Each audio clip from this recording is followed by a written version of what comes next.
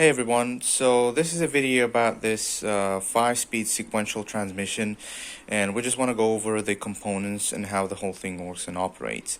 I have prepared a 3D model animation so you can take a look at it better and understand the whole inner workings of this transmission.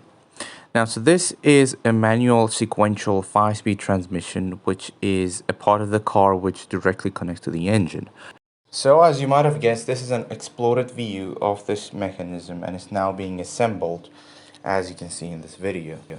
Now this animation might be slightly different from what I actually have 3D printed, but that's because upon printing I decided to change a few things so that it not only works better, but I was also able to add a few things. But the basic workings of the transmission is pretty much the same, just that in the actual 3D printed model we have one additional gear. And for those who don't really know what a transmission is and why it is used, don't worry, we're going to be going over that too, and we'll take a look at the uses of the transmission and just in general, why do we even need a transmission and so on and so forth. The transmission is one of the most important components of the vehicle after the engine.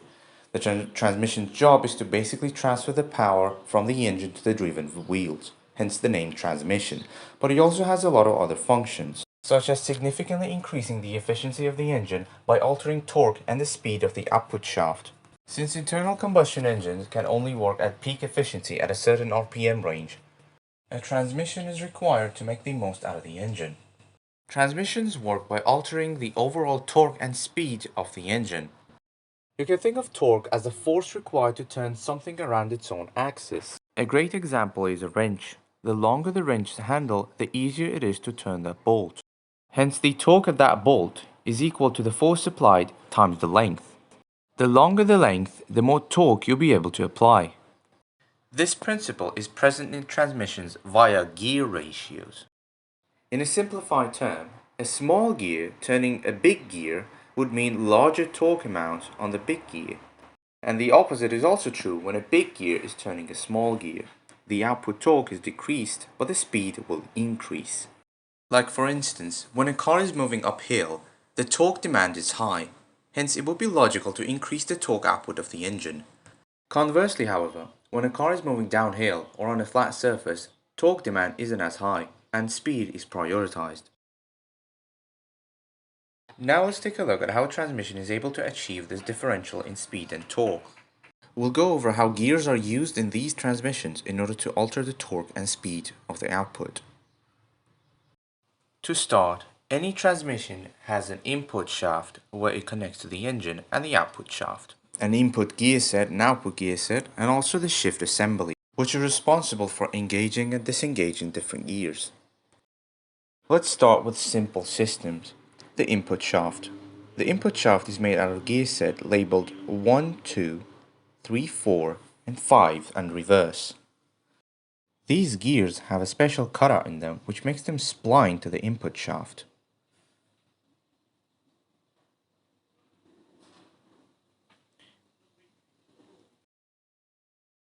The input shaft in the gear set will always rotate as a single unit.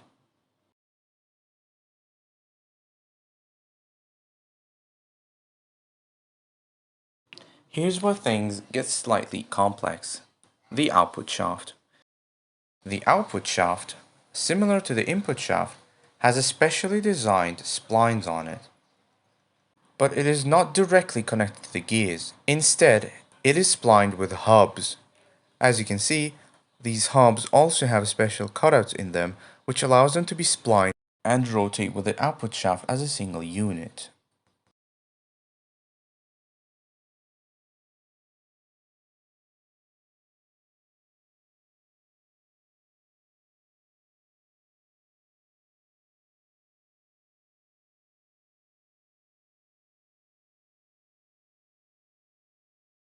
Here's where we get to the output gear set.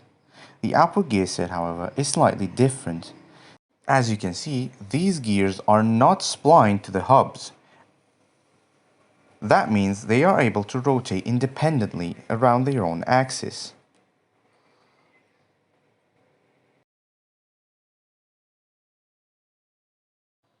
Sleeves. Sleeves, on the other hand, are splined to the hubs, hence they are also splined to the output shaft. They have specific cutouts which allows them to slide over the hubs and mesh with the whole system. These sleeves have specifically designed teeth on both sides of them, which allows them to engage with the output gear set by biting into the teeth of the gears as well, as you can see here. Right now, the output shaft and the sleeves are rotating independently from the output gear set. However, these sleeves have a special ability. These sleeves have the ability to move linearly along the axis.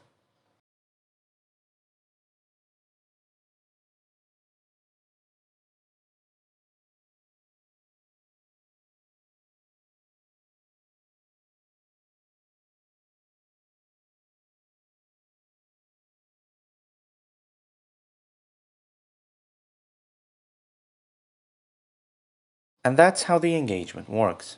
As the sleeve slides to one side, the teeth of that sleeve engages with the teeth of the gear, and that engages the gear to the output shaft via the sleeve and the hub. And so, right now, the first gear and the output shaft are engaged.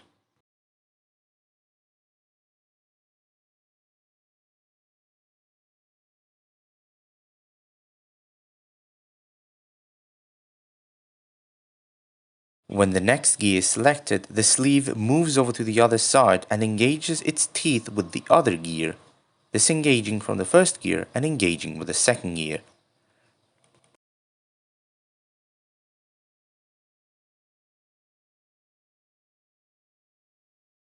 To engage the third gear, the second gear disengages and the sleeve of the next cluster group engages the third gear.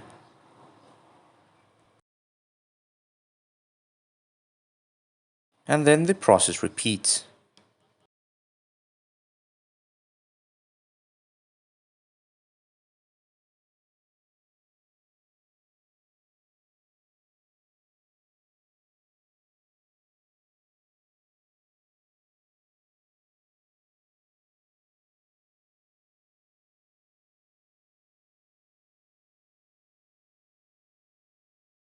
The shift fork. The shift fork is what grabs onto the sleeves and pushes it side to side. As you can see, it has a cutout on the inside, allowing for the sleeve to sit inside and rotate.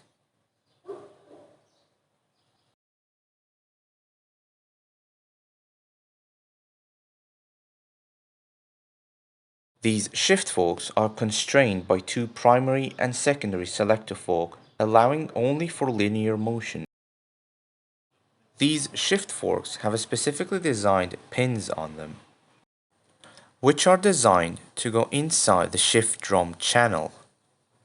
The shift drum is one of the most important components in the sequential transmission. It determines the order by having special channels that the fork's pins ride in. As you can see here, that the shift fork pins actually go inside the channel and will always follow the path of the channel. By rotating the shift drum, due to its curved channel, it will push the shift fork side to side, essentially pushing the sleeve side to side as well, which engages it with the gear.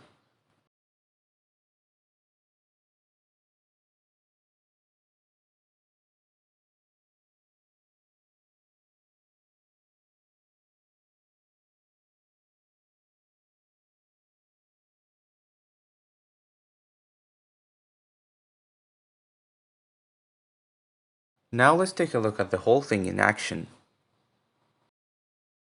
Again, we have the input and the output shaft. Notice how the output shaft is not turning at the moment. That's because it's in neutral. Right now, we switch into first gear, and the first gear is engaged with the output shaft. The second gear, the third gear, the fourth gear, and the fifth gear. Now it's going back. Fourth gear, third gear. Notice how it's slowing down. Second gear, and first gear. The first gear being the gear with the most amount of torque. And now it's in neutral. We also have a reverse gear. Well, thank you very much for watching. I hope you enjoyed the video and see you later.